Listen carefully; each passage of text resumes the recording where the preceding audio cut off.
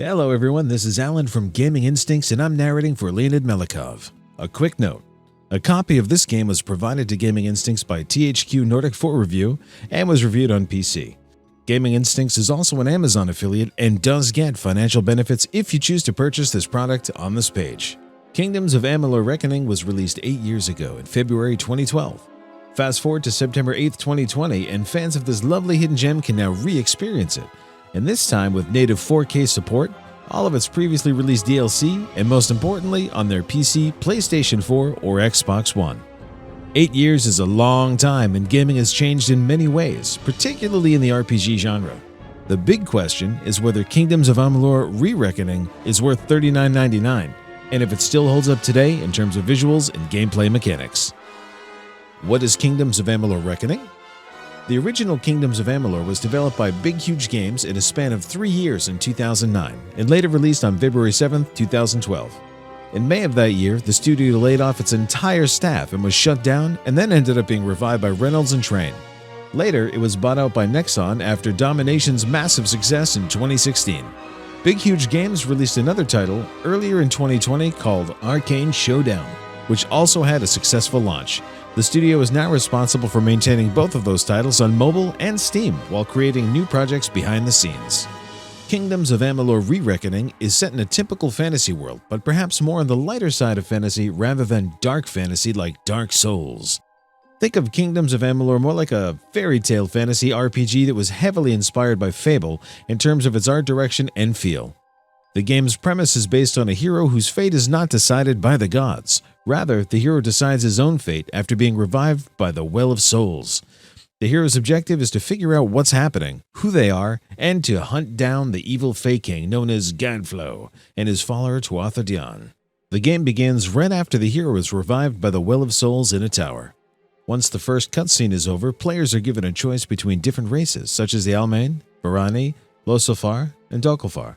Each of these races have different racial bonuses that give boosts to certain stats, such as lockpicking, mercantile, detect hidden, and more. The game lets players decide at the beginning what kind of character they want to start building. The first 5 to 10 minutes of playtime introduces and teaches gamers different mechanics, combat systems, traversal, and equipment, such as how to operate their character using melee weapons, ranged weapons such as the bow and staff, magical abilities, stealth, and more. During those early moments, players encounter a mini-boss before the game spits them out into the more open-world regions where they can finally embark upon their main quest, a ton of side quests, random mob encounters, and exploration. Kingdoms of Amalur Re-Reckoning plays like a traditional RPG. There's a typical leveling system where players put points into skills and abilities and choose how they want to combine their destinies. Skills act as passive bonuses such as mercantile, which makes the player character better at bargaining with in-game vendors, or the persuasion skill that gives players a higher success percentage when it comes to dialogue choices to gain extra items from the NPCs encountered in the world. Then players have the choice of their abilities in different talent trees, including Might, Melee, Finesse, Range, and Sorcery, Magic.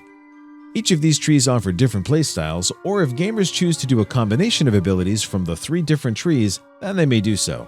But then players will just become a hybrid rather than proficient in a single tree.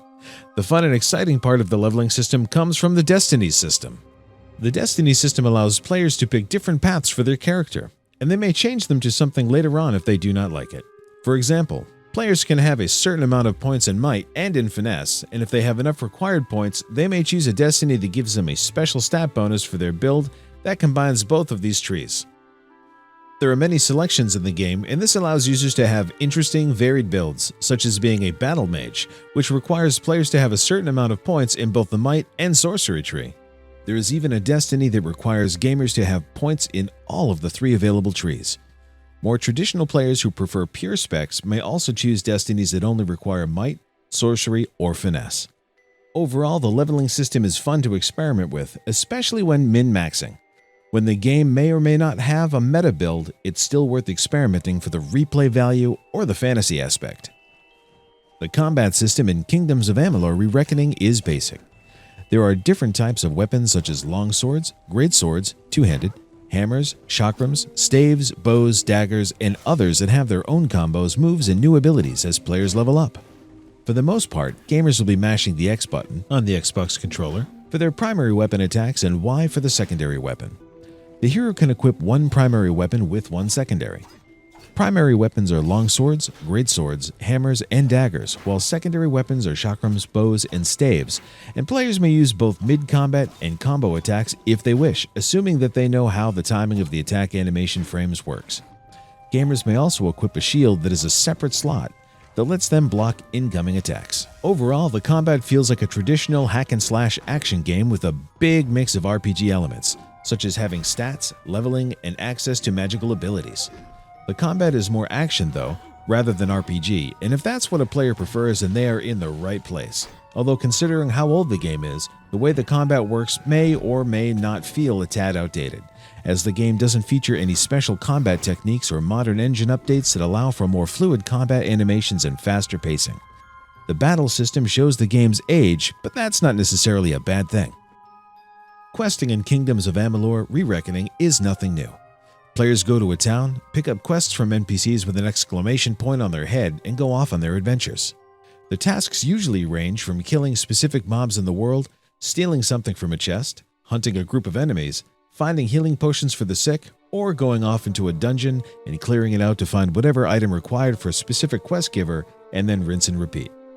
Traditional RPG stuff and nothing new, but that's to be expected given this is a remaster of an older game and not a full-fledged remake. Most modern RPGs still follow these types of systems and probably will for a long time, at least until the next generation consoles arrive and the technology can finally create something new and innovating for questing and AI systems in future RPGs. There was one interesting instance that did happen during a playthrough, a quest where the objective was to steal a special alchemy potion inside of a castle full of guardsmen that would go hostile if they catch the player stealing. Kingdoms of Amalur: Re-Reckoning has a crime system that's somewhat similar to Elder Scrolls and Fable. However, when committing a crime in front of the guards, the quest giver become hostile after the guards were killed. After committing a theft and murder, players may be greeted with a "Quest Failed" notification, which is interesting because in most RPGs, players cannot kill any quest givers with a few exceptions, such as the recently released Outer Worlds. Stuff like this is usually what makes RPGs fun and interesting. The game also has a crafting system called Sagecrafting that allows players to combine different shards found in the world. These shards may range from physical-based shards, magic, and so on, and if gamers combine these shards at a Sagecrafting forge, they can create gems that may socket into equipment. The gems are divided into two categories, weapons and armor, which means if players craft a gem in the weapon category, they may not socket it into an armor piece, and vice versa. So they are unique to one another, and users have to play the crafting rules accordingly to achieve the build they want. Socketing gems into gear is nothing new for RPGs, but it's done well and is easy to understand in Kingdoms of Amalur: Re-Reckoning, which adds more depth to players' builds. The biggest disappointment with Kingdoms of Amalur: Re-Reckoning unfortunately comes from the technical side of things rather than visuals. Visually speaking, because the game is colorful and features a fairy tale fantasy world, it is aged well and still looks decent considering the game's age thanks to its art direction. However, the 4K native resolution doesn't make much of a difference, especially when the players have LODs pop in the distance on modern PC hardware. The game was reviewed with a 12-core Ryzen CPU with a 1660 Ti, and it ran silky smooth at 60 frames per second in the outdoor world, with indoor running even higher. Everything was maxed out and there was no crashing, but the glaring pop-ins were unpleasant and there was a noticeable frame rate drop here and there during certain combat situations. An 8-year-old game should be optimized and remastered somewhat better than what it is in the final code 8 years later. The game still felt great to play and for the most part had no issues, but these small annoyances were just strange to see and not something expected out of a remastered version of an 8-year-old title. Kingdoms of Amalur: Re-Reckoning is a nice comeback for RPG fans. It's a game that not many people get to experience and is considered to be a hidden gem when it was released in 2012. Now everyone will finally be able to get their hands on it and see why the game was fun and exciting in the past. However, there are times when the game may or may not feel outdated depending on players' preferences. If someone is longing for an old-school RPG with action-oriented combat and a variety of builds in a fairy fantasy world, then Kingdoms of Amalur: Re-Reckoning is a fantastic bargain at $39.99, despite some of its small technical flaws. If someone is looking for that big AAA RPG that will blow their socks off, then they will be disappointed and will need to look elsewhere, such as Cyberpunk 2077 or wait for Microsoft's next big RPG titles, Avowed and Fable, which are both years away. Overall, Kingdoms of Amalur Re-Reckoning is still a nice package, recommended for the core RPG audience, if they're okay with having an open mind and enjoy old-school mechanics. This has been Gaming Instincts. If you like what you saw, be sure to hit subscribe so you don't miss out on any awesome gaming content. Check out our website at gaminginstincts.com, and you can find us live on trovo.live/gaminginstincts for 8 to 12 hours of streaming goodness starting at 1 p.m. Eastern Standard Time.